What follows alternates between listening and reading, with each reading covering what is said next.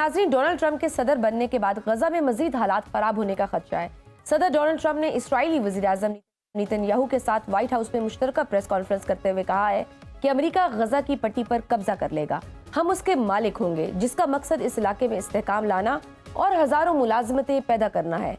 सदर ट्रंप ने कहा है कि मैं गजा में तवील मुद्दत मलकियत की पोजीशन देखता हूं और हम गजा को तरक्की देंगे। उन्होंने कहा है कि अपने मंसूबे के बाद गजा में दुनिया भर के लोगों को आबाद होते हुए देखता हूं। मैं इसराइल, गजा और सऊदीया का दौरा करूंगा। सऊदी अरब बहुत मददगार साबित होगा। हमें उम्मीद है कि जंगबंदी बरकरार रहेगी और बहुत से ममालिक जल्दी अब्राहम एकॉर्ड में शामिल हो जाएंगे। सदर ट्रंप ने ईरान को धमकी दी है कि अगर ईरान ने उन्हें कत्ल करने की कोशिश की तो उसे तबाह कर दिया जाएगा। सदर ने इसराइल के वज़ीर-ए-आज़म नेतन्याहू से मुलाकात से चंद लम्हे कबल ईरान के जौहरी प्रोग्राम के खिलाफ क्रैकडाउन और तेल की बरामदात को महदूद करने के लिए एक याददाश्त पर दस्तखत भी किए। मशरक़ वुस्ता में मामलात किस सिमत जाएंगे, इस सब पर बात करने के लिए हमारे साथ मौजूद हैं दिफाई तज्ज़ियाकार जनरल रिटायर्ड गुलाम मुस्तफ़ा साहब। सर, आपके वक्त का बहुत शुक्रिया। सर, सदर डोनाल्ड ट्रंप ने इसराइली वज़ीर-ए-आज़म नेतन्याहू के साथ व्हाइट हाउस में मुश्तरका प्रेस कॉन्फ्रेंस करते हुए कहा है कि अमेरिका गजा की पट्टी पर कब्जा कर लेगा और हम उसके मालिक होंगे। कितना खौफनाक बयान है ये और इसके क्या नतीजे आएंगे? देखिए, अमेरिका और ख़ास तौर पर सदर ट्रंप ने तो पहले ही इज़राइल के लिए बहुत सारी आसानियां पैदा की हैं। गोलान हाइट्स उनको दे गए, कैपिटल शिफ्ट कर दिया, वहाँ पहुँच गए, अपनी एम्बेसी वहाँ पे उन्होंने लगा दी जी। और जो सेंट्रल कमांड का था जो दायरे इख्तियार वो इज़राइल तक बढ़ा दिया।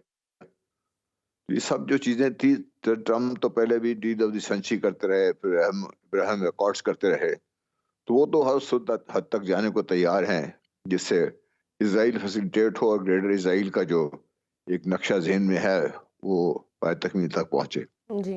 खतरनाक, बहुत ज्यादा खतरनाक बयान है ये। वो करें या ना करें, लेकिन उनका जो इरादा है और नेतन्याहू को जिस तरीके से उन्होंने सपोर्ट किया है वो गजा के लोगों के लिए तो खतरा है ही है।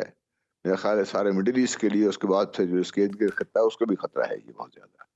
क्योंकि ट्रंप साहब को ये भी नजर आ गया है कि ईरान बहुत कमजोर पड़ गया, उसके जितने भी तंजीमें थी, हमास था या हिजबुल्लाह थे, वो सारे बहुत कमजोर पड़ गए और इसलिए वो समझते हैं कि वो ये काम कर सकते हैं। लेकिन जिस तरीके से गजा के लोगों ने इजराइल को रेजिस्ट किया है, मेरा ख्याल है कि ट्रंप साहब को भी इसी किस्म की मुश्किल का सामना होगा और ये शायद वो ना कर सकें।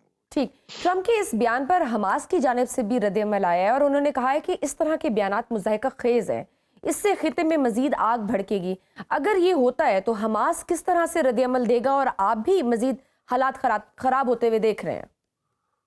जी डेफिनेटली, हमास तो जिस तरीके से उसने अभी पूरा साल एक इजराइल को रेजिस्ट किया है और अल्टीमेटली इजराइल नेगोशिएशंस पे आ गया और एक अकॉर्ड साइन हुआ जिससे इजराइल के लोग भी वापस हो गए और शुमाली गजा में लोग वापस जाना शुरू हो गए हैं। तो बात तो बेहतरी तरफ जा रही थी, लेकिन ट्रंप साहब की आमद जो है वो खतरे से खाली नहीं है और हमास अपने आप को या तो बिल्कुल खत्म कर दे या फिर ये लड़ ले, उनके पास तो और कोई चारा है नहीं है। वो तो पहले भी अपनी 48,000 करीब जानों की कुर्बानी दे चुके हैं, बच्चों की, बूढ़ों की, बच्चियों की, ख्वातीन की। वो तो किसी हद तक जाने को तैयार हैं। खत्ते में आग भड़केगी और ये अल्टीमेटली इजराइल को ले डूबेंगे और इन द लॉन्ग टर्म। बिल्कुल सही। डोनाल्ड ट्रंप तो कहते हैं कि सऊदी अरब इसमें बहुत मददगार साबित होगा, स्पेशली जो अब्राहम कॉर्ड है, बहुत से ममालिक जल्द अब्राहम मुआहदे में शामिल होंगे। लेकिन सऊदी वजारत खारजा के मुताबिक फ़लस्तीनी रियासत के क़याम के बगैर इसराइल से ताल्लुकात कायम नहीं करेंगे। तो इस सारी सूरत हाल में आप क्या देख रहे हैं, सऊदी अरब और दीगर ममालिक कहाँ खड़े होंगे? देखिए, दीगर ममालिक में सऊदी अरेबिया, अगर ये गजा का मसला ना होता पिछले साल जी, तो सऊदी अरेबिया तो बहुत आगे बढ़ चुका हुआ था। हाँ जी। अब उनका बयान ठीक है, हम इसको हमें खुशामदीद कहना चाहिए इस बयान को, लेकिन सऊदी अरेबिया की जो चाबी है ना वो कहीं और से चलेगी, क्योंकि सऊदी अरेबिया ने अपने सारा कुछ अमेरिका की झोली में डाल दिया हुआ पहले ही। तो सऊदी अरेबिया के लिए मुश्किलात होंगी और सऊदी अरेबिया को ये भी पता है $600 बिलियन की सरमायाकारी भी हो रही है सर। जी, मतलब पहले ही सारा कुछ उनके अमेरिका के पास है। $600 अरब और डालेंगे तो सऊदी अरेबिया के अपने हालात भी इतने ज्यादा अच्छे नहीं है, लेकिन ये करने को तैयार इसलिए हैं कि वो पहले से ही इस पर तैयार बैठे हुए हैं कि किसी तरीके से इजराइल को तस्लीम कर लिया जाए। क्योंकि पहले भी जब ये हुआ था, डील ऑफ द सेंचुरी हुई थी, بحرین میں بہت بڑی میٹنگ ہوئی تھی سعودی عربیہ نے، وہاں پر بھی اپنے آپ کو اظہار کیا تھا. اب یو اے ای آلریڈی اسرائیل کے ساتھ ہے، عمان میں آلریڈی اسرائیل کے کافی فٹ پرنٹس ہیں، تو باقی رہ کون سا جاتا ہے ملک یہاں پہ. صحیح. ڈونلڈ ٹرمپ نے ایران کے خلاف بھی محاذ کھولنے کا اشارہ کیا ہے. وہ کہتے ہیں کہ اگر ایران نے انہیں قتل کرنے کی کوشش کی تو اسے تباہ کر دیا جائے گا. ان بیانات کا کتنا اثر ہوگا اس خطے پر، اور ایران کی طرف سے کوئی رد عمل آئے گا؟ جی ایران تو نشانے پر ہے، لیکن جو میری سوچ ہے، اللہ کا یہ غلط ہو، صرف ایران نشانے پر نہیں ہے. ایران کے جو ہمسائے ملک میں ہم پاکستان بیٹھا ہوا ہے وہ بھی نشانے پر. دیکھیے انہوں نے جو تلسی گیبرڈ نے جو بیان دیا تھا کہ افغانستان میں ہم ISIS کو اور قاعدہ کو قدم نہیں جمانے دیں گے، تو مطلب یہ ہے کہ وہ کچھ نہ کچھ یہاں اس خطے میں اور کرنے کو بھی تیار بیٹھے ہوئے ہیں. اچھا صحیح.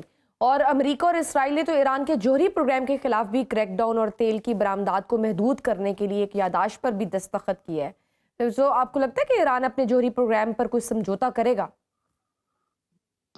نہیں، ایران سمجھوتا تو نہیں کرے گا، لیکن ایشو یہ ہے کہ کیا جس طریقے سے ایران کے سیاستدانوں کو یا ان کی جوہری تنصیبات کو پہلے نشانہ بنایا گیا ہے، کیا وہ اس طریقے سے اس کا ریزسٹ کریں گے جسے کرنا چاہیے؟ ابھی تک تو ایران کی طرف سے جو بھی رسپانس ہوئی ہے وہ کتنی زیادہ خوش آئند نہیں تھی، کتنی زیادہ وہ امپریسو نہیں تھی کہ انسان سمجھے کہ واقعی ایران تیار ہے اس کے لیے، کیونکہ ایران کے اپنے مسائل بھی ہیں. بالکل بالکل صحیح. افغانستان میں بھی صورتحال بگڑتی جا رہی ہے. 2 دن قبل طالبان سیکیورٹی فورسز کی فائرنگ سے اپنا ہی سیکیورٹی اہلکار قتل کر دیا گیا ہے. تو اس سے قبل طالبان میں سے ہی لڑکیوں کی تعلیم کے حوالے سے بھی آوازیں اٹھنا شروع ہوئیں.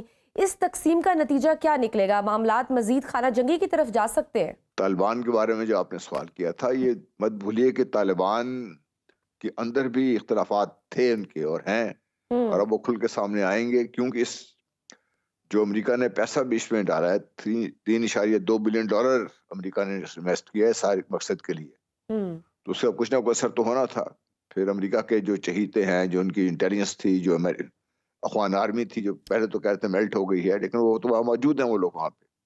بھارت اس کے ساتھ پوری طریقے سے امریکہ کے ساتھ مل کے کام کر رہا ہے. تو افغانستان کو انسٹیبل رکھنا، اس کے ساتھ پاکستان کو انسٹیبل رکھنا، ایران کو انسٹیبل رکھنا، یہ ان کی پالیسی کا حصہ ہے اور یہ چلے گا اس میں. ٹھیک ہے. امریکہ اقوام متحدہ کی انسانی حقوق کونسل سے بھی دستبردار ہو گیا ہے، افغانستان میں بھی فنڈنگ روک دی ہے. تو اس سے افغانستان کی سیاسی صورتحال پر کیا اثر پڑے گا؟ افغان عوام میں طالبان کے خلاف مزید غم و غصہ نہیں بڑھے گا؟ دیکھیے غصہ تو عام عوام بیچارے کرے کیا وہاں پہ بہت ساری ہم نے خبریں سنتے رہے ہیں، لیکن بھوک ہے وہاں پہ، جو کوئی ذریعہ معاش لوگوں کے پاس نہیں ہے، اور جو زراعت تھوڑی بہت ہے ان کی وہی چل رہی ہے ان کی. تو یہ مسائل تو ہیں اس کے. صحیح. سر آج یوم یکجہتی کشمیر بھی ہے. بھارت کالے قانون کے ذریعے نہتے کشمیریوں پر ظلم کے پہاڑ بھی توڑ رہا ہے. ہندوؤں کی آبادکاری ہو رہی ہے. اقوام متحدہ اور سیکیورٹی کونسل مسئلہ کشمیر پر بے بس کیوں ہے؟ دیکھیے اقوام متحدہ تو اب ایک ایسا فورم رہ گیا جہاں پہ صرف ڈیبیٹنگ تقریریں ہوتی ہیں، ورنہ کنٹرول جن کے پاس ہے، امریکہ ہے، برطانیہ ہے، فرانس ہے، وہ تو اپنی مرضی وہاں پہ چلاتے ہیں. ساری جو بڑی بڑی انٹرنیشنل آرگنائزیشن ہیں ان پہ اثر رسوخ ہے ان کا. وہ لوگ تو کشمیر، جہاں تک کشمیر کا تعلق ہے، ان کی نظروں میں تو کشمیر بھارت کا حصہ ہے. انہیں اس کو ایک طریقے سے تسلیم بھی کر لیا ہوا ہے، اور وہ بھارت انہیں کی شے پر تو سب کچھ کر رہا ہے. یہ اور آپ کو لگتا ہے کہ صرف یوم یکجہتی کشمیر منا لینے سے کیا ہم کشمیر کا مسئلہ حل کر لیں گے؟ بدقسمتی سے میرا جواب اس میں بہت پہلے سے میں کہہ چکا ہوں، یہ نہیں ہوگا، ایسے چیزوں سے نہیں ہوگا کچھ بھی. بہت شکریہ. جنرل ریٹائرڈ دفاعی تجزیہ کار غلام مصطفیٰ صاحب ہمارے ساتھ موجود تھے. ناظرین پروگرام میں آگے بڑھتے ہیں.